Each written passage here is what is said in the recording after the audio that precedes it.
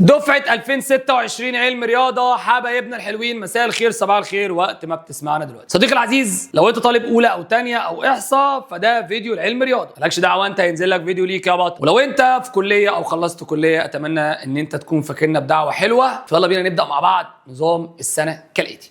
صديقي العزيز، باذن الله ان شاء الله احنا هنبدأ مع بعض كورس تأسيس. كورس تأسيسي وانا بكلمك دلوقتي الكورس ده نزل على اليوتيوب، الجزء الاول منه، تمام؟ مقسمه لك كده عشان عارف ان انت مش تقدر تصد على الوقت الكبير. المذكرات وانا بكلمك برضو موجوده في اقرب سنتر ليك. ده انا كده بكلم مين؟ طالب السنتر. طب لو طالب اونلاين، لو انت في اسكندريه اقرب سنتر ليك بوصل الحجز بتاعك سنتر او اونلاين، انزل استلم، ودي هديه مني ليك المذكره يا بطل.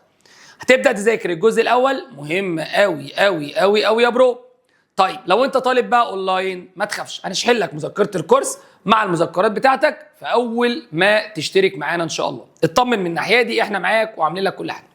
هنبدا بقى نتكلم للسنتر وللاونلاين، فركز معايا الله يبارك لك وقسم معايا الدنيا. وهنقول لك حاجتين وخلي بالك، ايه الحاجه اللي احنا الحمد لله كويسين بقالنا كده سنه شغالين فيها وعامله صدى كويس، وايه اللي غيرناه وضفناه للشغل بتاعنا، فده هيفرق معانا ان شاء الله. بص صديقي، كورس التاسيس هيبدا معاك كانك ما تعرفش الرياضه خالص. هنبدا اساسك من A to Z. هتخش القاعه بتاعتنا بسم الله الرحمن الرحيم. قبل ما تخش القاعه هتبدا الخطه بتاعتك. ايه الخطه بتاعتك؟ دي خطه حبيبي، الخطه الشهريه بتاعتك، ودي بقى لنا يجي 4 سنين بنشتغلها الحمد لله. ومسموح لك لو عايز تشوف الخطه السنويه نقول لك مفيش مشكله. الخطه الشهريه دي الاسبوع الاول الثاني الثالث الرابع، ايه اللي مكتوب فيه؟ مكتوب فيه هتشرح باذن الله ان شاء الله ايه اللي هيتم شرحه من العبد لله، وايه الواجب اللي عليك، وامتحانك عباره عن ايه محتوى الامتحان بتاعك. اعمل حسابك ان الواجب والامتحان تراكمي، ده ما يزعلش، تمام؟ بص بقى صديقي العزيز، انت هتستلم ايه وهتبقى عامل ازاي. انت وانت داخل الفرع الاولاني مثلا هتستلم مذكرتين، مذكره شرح لوحدها ومذكره واجب لوحدها. الواجب دي مذكره حكايه حكايه حكايه حكايه هنتكلم فيها دلوقتي. مذكره الشرح نفس الكلام اللي العبد لله بيقوله على السبوره هو موجود قدامك، مفيش اي مشكله خالص. نفس الكلام بالملي بالتفصيل، ومقسمين لك وبنتكلم معاك، عاملين لك مذكره فوق ال10 على 10. اللي طالبونه منك بقى يا باشا ان انت جايب ادواتك، عشان احنا في الحصه بنحل بايدينا وده ما يزعلش. انت بتسمع الشرح بتاعك، بعدين بتحل بايدك، حل مع الساحر، وهتلاقينا انا والمساعدين جنبك، وهتعرف وقتها ليه احنا هنكفي الوقت ده ازاي. هتبدا في الاخر بلخص لك الدرس بتاعك. حضرتك زي الشاطر بتقعد تكتب ملخص الدرس بتاعك بخط ايدك. نظام تصوير السبوره ده ممنوع منعا باتا، عشان انت هتكسل تنقل في البيت، فانت هتنقل قدامي، فانت معاك ادواتك وحاجتك وعاملين حسابك لكل حاجه. طب الخطه الدنيا تمام، انا بقى داخل الحصه بتاعتك اول حصه طالب سنتر. السلام عليكم وعليكم السلام، ايه الدنيا؟ ايه اللي انت ضفته ليا جديد يعني؟ عملنا لك برنامج يا صديقي العزيز. البرنامج ده بيبقى عباره عن تفاصيلك كلها، احنا بناخد منك تفاصيلك كلها، بنبدا نأيدها، وانت داخل بيبقى ليك كود. خلاص انت بالنسبه لنا بتعترف بكود طالب سنتر او طالب اونلاين. نكتب الكود بتاعك، نعرف انت حضرت امتى، هتمشي امتى، واجباتك، امتحاناتك، كل حاجه بتبقى مقاده ليك الكتروني. التدخل البشري فيها يعتبر زيرو. هتقول لي ليه التدخل البشري ليها زيرو؟ مش هتدخلوا البيانات دي؟ هتفهم دلوقتي كل حاجه، بس اصبر عليا واسمع لاخر الفيديو.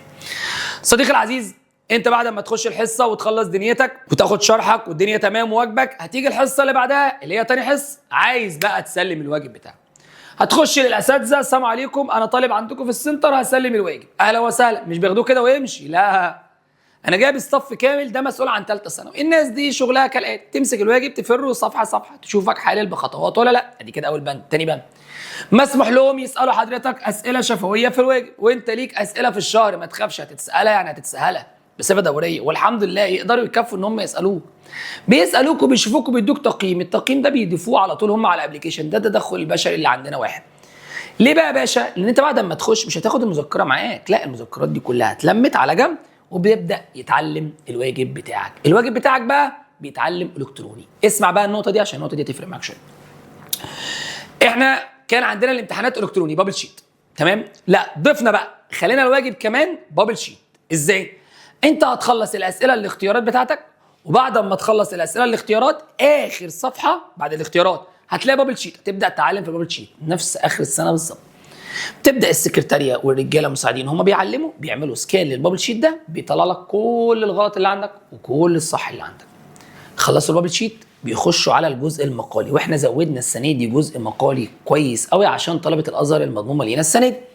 فالجزء المقالي ده بيتعلم سؤال بسؤال مهما يكون عدد الطلبه. احنا عندنا الحمد لله الواجب عندنا بيتعلم سؤال بسؤال. طب نقف بقى هنا دقيقه، انا خلصت الواجب وعايز اعرف بقى غلطاتي في الواجب. هي دي بقى النقطه.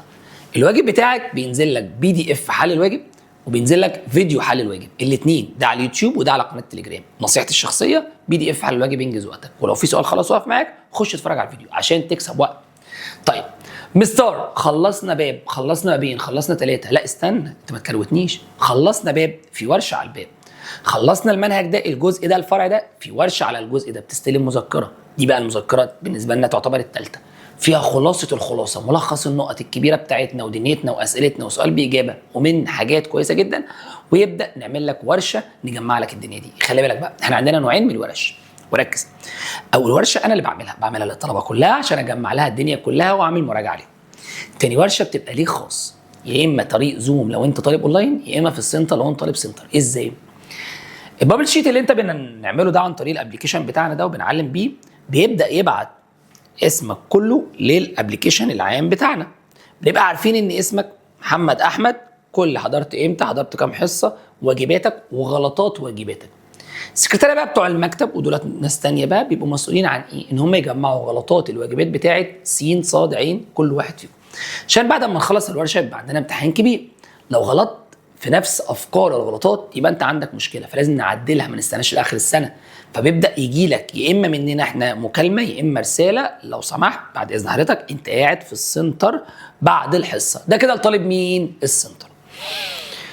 طالب الاونلاين بيبقى عندك زوم، بنبدا نكلمك نديك ميعاد ان الحد المساعدين بينسقوا معاك ميعاد ان هو يبقى عندك زوم مقابله عن طريق زوم، عشان في عندك شويه حاجات عايزين نعدلها معاك. دي نقطه مهمه وعايزين نعملها معاك.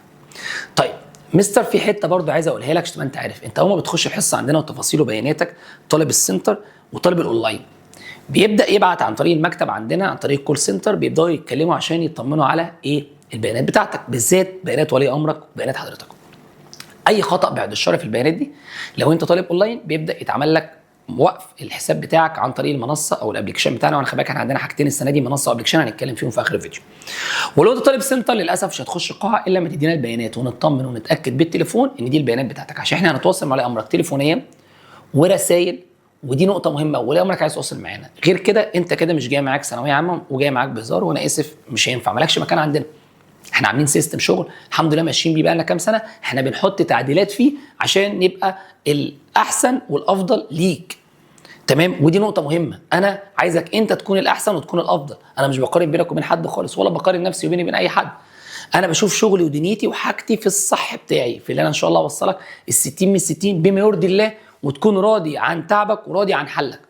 صديقي العزيز، مفروغ منه الواجب. ايه بقى المصادر اللي انت هتعمل منه الواجب؟ عشان بس انا بعرف بس مصادرك يا مستر، معلش احنا هنحل من ايه؟ انا عايز اعرف برضو اخر السنه انا اتممت ايه باذن الله ان شاء الله. بسم الله. اول حاجه جوه المذكرات بتاعتك هتلاقي كتاب المدرسه كاملا، وهتلاقي كتاب المعاصر باذن الله ان شاء الله. طيب بعد ما تخلص كتاب المدرسه وكتاب المعاصر، لا ده مش لوحده بقى، هتلاقي كمان الاسئله الامتحانات السنين السابقه. الكلام ده كله موجود في الامتحانات وفي الواجبات وفي الورش، وركز قوي.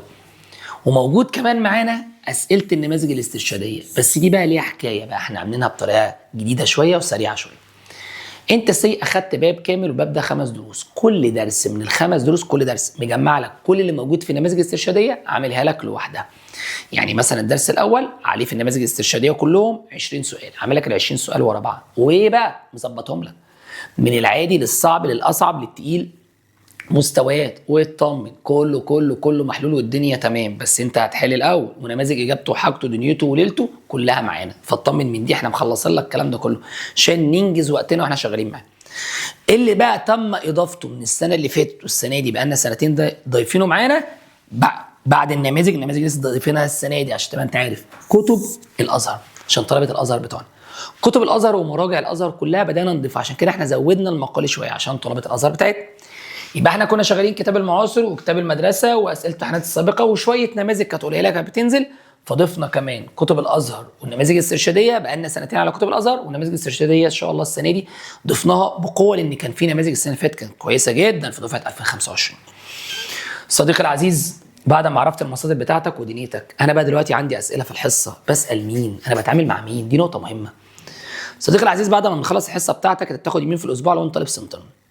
انا اديك ميعاد في اليومين، ببقى عارف ان انا ببقى متواجد في السنتر. لو اي حاجه انت محتاجها من عندي قبل عندي انا موجود، انا والاساتذه بتوعي، محدش بيتحرك من السنتر. حتى لو انا اتحركت هم قاعدين، لان هم مسؤولين ثالثه، قاعدين لاي اسئله معاك بعد الحصه. ولو انت في البيت في رقم اسئله العلميه ده. طب لو انت طالب اونلاين، طالب اونلاين بيبقى عندك بقى شقين تانيين. اول شق عندك الاسئله العلميه. طب خلاص احتجت تبدا تتابع مع الاساتذه المسؤولين عنك، يا جماعه انا عايز حد يتكلم معايا عن طريق زوم او نتكلم مع بعض عن طريق شات فيديو، اقدر اسال شويه اسئله، وده متاح ليك وبيبقى ليه مواعيد. نظام لايفات بس ده فور فري، مجاني ليك، ما تشيلش هم حاجه خالص. طيب صديقي العزيز، انت الدنيا كده فيها تمام، معلش بقى نخش شويه على طالب الايه؟ الاونلاين. طب مستر طالب السنتر، لا لسه في تفاصيل بقى تعرفوا احنا شغالين مع بعض، دي بقى خليها لينا بقى، تمام؟ عشان تبقى انت ايه، مبسوط ومتمتع بالنظام اللي انت ماشي فيه. بس اوعدك باذن الله ان شاء الله النظام بتاعنا اللي بنقوله بننفذه، ما نقولكش بقى ايه كلام كتير، احنا اللي بنقوله بننفذه معاك باذن الله ان شاء الله بما يرضي الله. وباذن الله ان شاء الله هتلاقي عندنا شغل يليق بيك ويليق بينا، ودي اهم حاجه. طالب الاونلاين بس انا عايز اتكلم معاك بقى في كلمتين كده بسرعه تركز معانا. حضرتك بيبقى ليك جدول الحصص بتاعتك، وليكن حصتك سبت وتاني مثلا. تبدا تشتغل حصه، بعد ما تخلص الحصه بيبقى عندك الواجب. بتسلم الواجب ازاي؟ طيب اولا بس قبل ما ابدا ده، اعمل حسابك ان انت شغال معانا على حاجتين، على ابلكيشن اسمه الساحر سامي مسعد، وعلى المنصه اسمها محاضره اكس 2، هي المنصه اسمها كده، تمام؟ ابلكيشن او منصه نفس اللي هتلاقيه هنا هتلاقيه هنا، ما فيش فرق خالص. طيب انت بتخش على الحصه بتاعتك عن طريق الجدول بتاعك. خلصت الحصه بتاعتك، تبدا الواجب بتاعك تخلصه من المذكره، وترفع البابل شيت عن طريق الصوره، عن طريق الكاميرا، ترفعه عن طريق الابلكيشن او عن طريق المنصه. والمقالي بيبقى ليه مكان بترفع برضو المقالي بتاعك، وبيتعلم لك زيك زي طالب السنتر، وبيتبعت لك النتيجه عندك، وبيتكتب عندي في الابلكيشن، ببقى انا عارف دنيتك ماشيه ازاي، عشان لما انا اكتب اسمك اعرف كل تفاصيل حياتك عندي. طيب الامتحان بقى، والامتحانات بتاعتنا امتحانات غلسه شويه، الامتحانات العاديه بتاعت الحصص او الامتحانات الاخيره بتاعت الشوامل. الامتحان بتاعك يا صديقي العزيز انت ما حلتوش، دخلت ما حلتش امتحان ودخل على الحصه الثانيه، للاسف الابلكيشن يقول لك ستوب، والمنصه تقول لك ستوب، الاثنين يوقفوا لك الدنيا، مش هينفع تكمل. هتلاقي نفسك الفيديو لو في المنصه تقريبا بيقطع وما بيشتغلش، في الابلكيشن اوريدي ما بيفتحش عندك خالص، تمام؟ ليه؟ ما انت ما امتحنتش. اتفضل ارجع باك بقى، شوف ايه من الحاجات اللي مطالب منك ما نفذتهاش. الشروط قبل اللعب لازم تخلص النموذج ده. خلصت الامتحان بتاعتك الدنيا معاك. طرق تصحيح الواجب انا قلته لك. شحن المذكرات صديقي العزيز، احنا بنعمل حاجه صغيره، بعد ما تشترك معانا بنشوف اقرب شركات الشحن او البريد، وده افضل حاجه، بنبدا نشحن لك المذكرات بتاعتك باذن الله ان شاء الله، وبنبدا نظبط لك الدنيا كلها، ما تشيلش هم الموضوع ده. بعد ما تكون استلمت حاجتك ودنيتك وليلتك، تبقى انت عامل حسابك برضو زيك زي طالب السنتر، اعمل حسابك ان انت عندك حل الواجب عن طريق حاجتين: فيديو حل الواجب وده موجود عندك هتلاقيه على قناه اليوتيوب، او PDF حل الواجب وده هتلاقيه على قناه التليجرام، ودي كلها انا ببقى ابدعتها لك تبدا تبقى موجود عندنا. طيب صديقي العزيز، في بقى رقم اسئله احنا مخصصينه للايه؟ للاونلاين، رقم استفسارات للاونلاين. وخلي بالك انا مش بكتر الارقام عشان ما تشتتش، كل رقم مفتوح على لاب وعلى تليفون، مفتوحينه على كذا حاجه عشان يبقى الرقم الواحد في ناس بترد عليك على طول، مش 100 رقم تتوه ما بينهم. رقم الاونلاين بيبقى عباره عن 015 5 88 577، ده طلب الاونلاين، ده رقم الاونلاين تقدر تتواصل معاه. طب انا بقى مستر تواصلت مع طلبه الاونلاين بس عندي استفسار بقى عام بقى، في عايز الرقم اللي هو بقى البيج بوس اللي بيبدا الناس تتكلم عليه، عايز بقى تواصل معانا قوي، الرقم بتاعنا اللي هو 010 99 58 91 93. صديقي العزيز بقى جينا لاخر جزئيه خالص، ودي مهمه بقى بالنسبه لي. الحمد لله احنا عندنا ابلكيشن اللي هو الساحر في الرياضيات على جوجل بلاي واب ستور، تقدر تعمله داونلود. الابلكيشن ده حاجه فوق الشو، فظيعه جدا، حاجه انت تخش شوف بقى تفاصيلها ودنيتها، وفي فيديو يشرح الابلكيشن بدنيته وليلته، هتلاقي حاجه رايقه قوي قوي قوي قوي تخدمك. والحمد لله الحمد لله برضو السنه دي ضمنا ليك المنصه الجديده بتاعتنا اللي هي اسمها محاضره اكس 2، ودي منصه حلوه قوي عشان الناس اللي كانت بتشتكي ان الابلكيشن ما يفتحش على اللاب، بقى فاتح على اللاب والدنيا فيه تمام. اللي طالبه منك ان انت تتابعنا واحده واحده، واهم حاجه في وسط كل الكلام اللي قلناه ده، انا اسف في اللي اقوله يعني، كل الكلام ده على جنب. انت عايز ثانويه عامه تعمل اللي عليك وتشتغل بما يرضي الله ولا لا؟ ولا بتسمع كلام وخلاص، ولا بتفاضل، لا اصل المستر ده قاعد يشكر جدا في النظام بتاعه، والمستر ده بدأ يعمل. انت عامل ايه؟ انت نظامك ايه؟ ولي الامر بيتفرج عليا لازم تعرف ان ابنك قدراته لازم تعلى معانا. احنا بنبدا نديك دروس واحده واحده ونعلي في قدرات الواد. لازم تتابعنا اما نقول لحضرتك الواد ده الاسبوع ده لازم يتشد عليه، لازم تشد عليه. ومش بقول الواد ده انا بقلل منك يا صديقي، انت حبيبي، انت طالب عناية الاتنين ليك، بس اللي انا طالبه منك ان احنا نتكاتف انا وولي امرك عشان نقفل عليك الزون شويه في اللعب عشان تبدا تشتغل. وانا عارف ان انت ليك مراحل، وخلي بالك احنا دارسين قوي قوي قوي نظام دماغك. كل شهر امتى تهنج فينه، امتى تعلى، امتى حتى في رمضان هتلاقي حاجه غريبه جدا. في رمضان بنعمل معاك 4 حصص في رمضان بس عشان نروق لك الدنيا، وعاملين جدول على اساس ده. خلص منهجنا باذن الله ان شاء الله بدون مقاطعه في شهر 3 نكون مخلصين منهج ونبدا نراجع متوسط 16 حصه. ولو انت طالب ازهر معانا بتبدا تخلص وتراجع وما تخافش، بتاخد مراجعاتك وافيه وكافيه.